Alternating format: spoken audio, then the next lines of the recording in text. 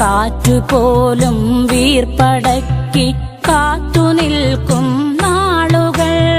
കാറ്റുപോലും വീർപ്പടക്കി കാത്തുനിൽക്കും നാളുകൾ. ഇവിടെ എന്നൻ പിറവി എന്നായി വിത്തുകൾ തൻ മന്ത്രണം. ഇവിടെ എന്നൻ പിറവി എന്നായി വിത്തുകൾ തൻ മന്ത്രണം. ഇനി വരുന്നൊരു തലമുറയ്ക്ക് ഇവിടെ വാസം സാധ്യമോ? ഇവിടെ വാസം സാധ്യമോ?